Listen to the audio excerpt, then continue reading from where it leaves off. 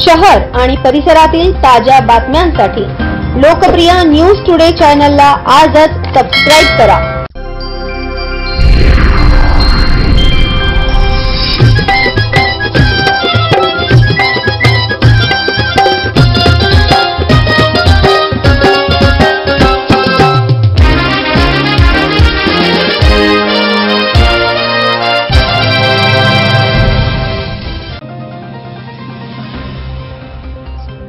जुन्या वादातून युवकाचा खून, सिडको येथे घटना, आरोपी फरार।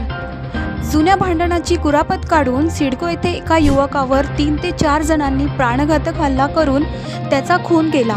सुमित देवरे वय 22 याच्यावर अरुण वैरागड आणि त्याच्या साथीदारांनी चोपरने वार करून त्याचा निर्घुण खून केला।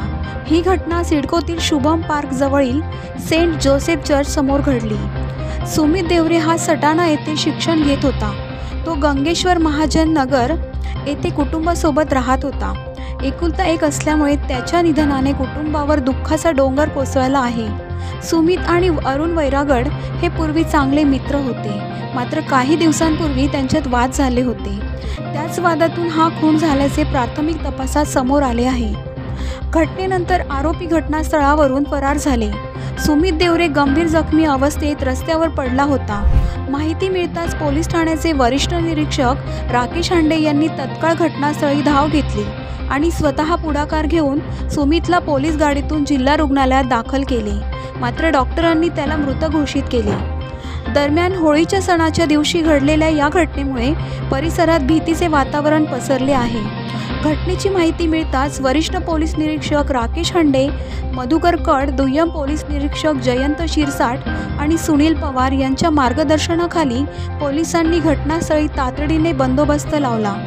मोठ्या संख्येने नागरिक जमल्यामुळे पोलिसांना परिस्थिती नियंत्रणात आणण्यासाठी कसरत करावी लागली।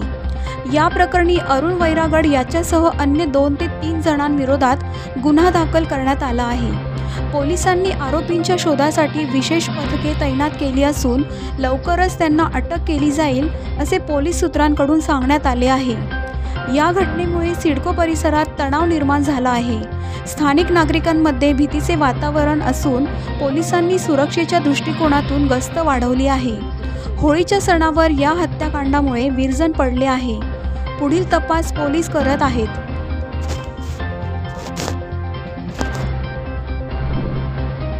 Team news today Nashik.